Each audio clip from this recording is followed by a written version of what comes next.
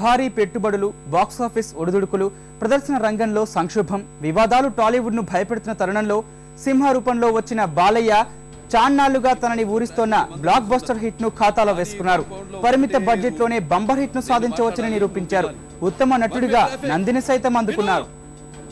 నీ కొడుకును కొడితే నీకెక్కడో కాలుద్దేమో, నా స్టూడెంట్స్ ని స్పాయిల్ చేస్తే నాకిక్కడ కాలుద్ది.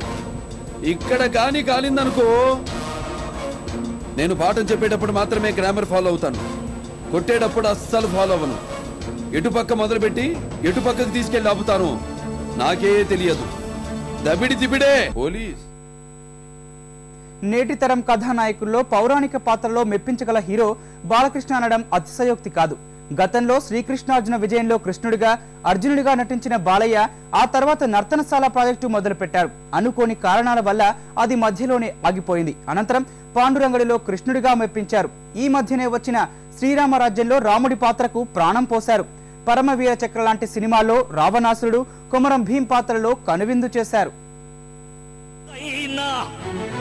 వాని తాతలు ముత్తాతలైనగాని రావణ బ్రహ్మనెదిరించరణమునందు పశ్చిమాం. తండ్రితోనే గాక సీనియర్ నటులతో నటించేందుకు బాలయ్య ఆసక్తి చూపేవారు. నాగేశ్వరరావు, కృష్ణ, శోభన్ బాబు, కృష్ణరాజు లాంటి అగ్ర నటులతో ఎన్నో సినిమాల్లో నటించి మెప్పించారు. తాజాగా మంచు మనోజ్ కథానాయకుడిగా తెరకెక్కుతున్న భూ కొడతారా ఉలికి పడతారా సినిమాలో ఓ కీలక పాత్రలో కనిపించబోతున్నారు. ఆయన కోరుకున్నాడు. ఆ హక్కు మీకు ఇచ్చే ముందు నన్ను నమ్ముకున్న రేణుక గురించి ఆయన ఆలోచించలేదా? కాళ్ళ పారాణి ఆరకముందే నా భార్యను నాకు దూరం చేసిన పాపం మిమ్మల్ని వదిలిపెట్టదు అశోక్. అది నీ భార్య బిడ్డలకు తగులుతుంది.